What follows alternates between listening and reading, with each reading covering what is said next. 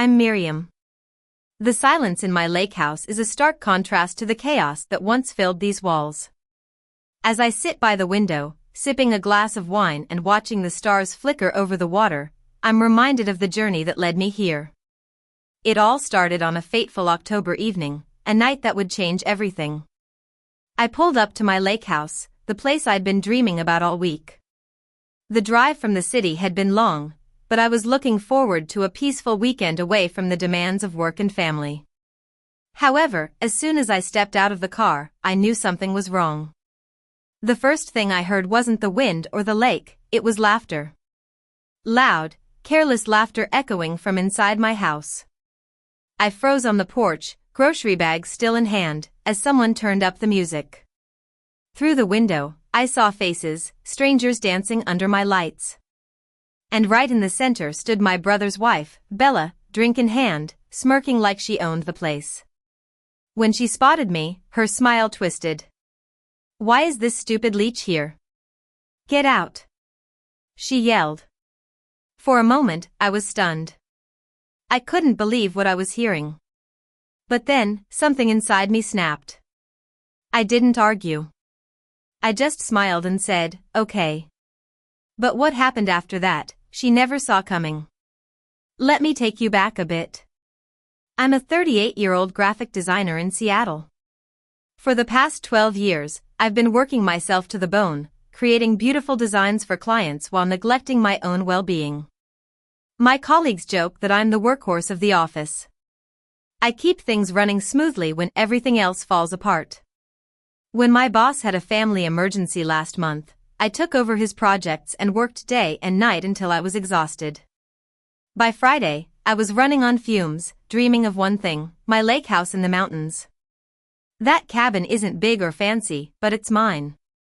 I bought it 5 years ago, my first real investment. It smells like pine and old books. Mornings there are cold and crisp, and you can see the mist rising from the lake. It's the only place where I can truly be myself, away from the constant demands of my family. My parents live about 2 hours away. They're retired now, but they're still as busy as ever. Dad is a former professor, always engrossed in his research, and Mom is an avid gardener. They're both kind and loving, but they have a soft spot for my younger brother, Ethan. He's 28, charming but irresponsible, and he's always between jobs. When Ethan got married 2 years ago to Bella, a beautiful but entitled woman, my parents were over the moon. They wanted to give them the perfect wedding, but they didn't have the money. So, they asked me for help. I couldn't say no. I wrote a check for $25,000, and that was just the beginning. After that, it seemed like there was always something else. Ethan's rent when he lost his job, Bella's shopping sprees because she needed the latest fashion, even the cost of their vacations. I kept saying yes because I thought that's what good sisters do. I wanted to help my family, but I was starting to feel like a doormat. Bella was beautiful in a way that made her think she was better than everyone else. She had long, flowing hair, perfect makeup, and a smile that could light up a room. But behind that smile was a cold, calculating woman. From the moment we met, she treated me like a servant. She'd ask me for favors, and when I did them, she'd act like it was my duty. "Miriam, you work too hard," she'd say, sipping champagne at my house. "You should take some time for yourself and have a life." I'd smile back, pretending it didn't hurt, but deep down, I was starting to resent her. The worst part was my parents' reaction. They always seemed to side with Bella and Ethan. If I ever mentioned how Bella treated me, Mom would say, "She's young, Miriam. She doesn't know any better. You should be more understanding." Dad would nod and say, "Ethan is going through a tough time. You should support him." So, I learned to keep my mouth shut. I swallowed my pride and continued to help them, even though it was killing me inside. But in the last few months, I'd had enough. I started noticing how often my phone rang only when they needed something. How every time I did a favor, there was another one waiting. How the only time my name came up at family gatherings was when there was a bill to pay. That's why that Friday was so important to me. It was supposed to be my weekend, my time to relax and recharge. I left work late, picked up some groceries, and drove to the lake house, feeling like I was finally escaping the madness. But when I got there, I found my sanctuary invaded. I walked into the house, the noise hitting me like a wave. Music, chatter, and laughter filled the air. The smell of cheap perfume and alcohol was overwhelming. My lake house, my haven, had been turned into a party venue. Bella looked at me with a smug expression on her face. "Well, look who decided to show up," she said, her voice slurred. "We thought we'd have a little family get-together. You don't mind, do you?" I took a deep breath and tried to stay calm. "Actually, I do mind. This is my house, and I want you all to leave." Bella laughed, a high-pitched, brittle sound. "Are you serious? We just got here. You can't just kick us out." I looked around the room, hoping for some support from Ethan, but he was avoiding my gaze. He was standing by the window, sipping a beer, looking like a deer in the headlights.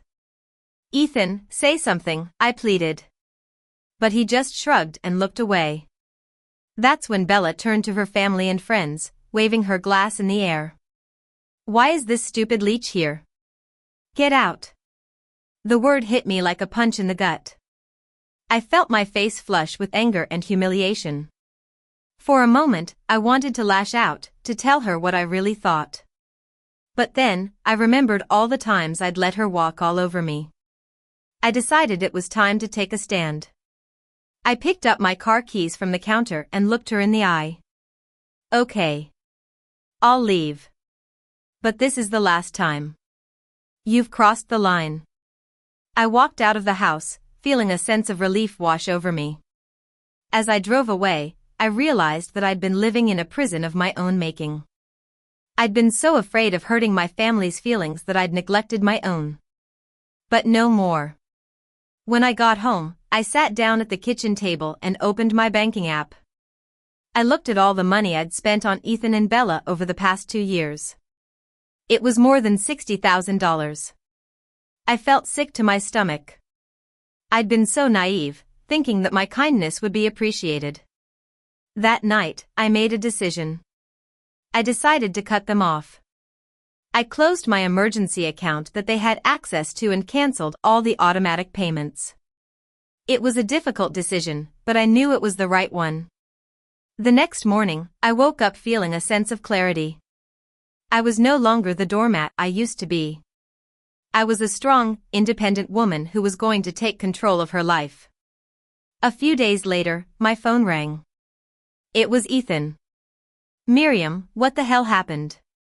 "The landlord said the rent didn't go through." I took a deep breath and said, "I stopped paying it." "I can't keep bailing you out, Ethan. You need to take responsibility for your own life." There was a long silence on the other end of the line.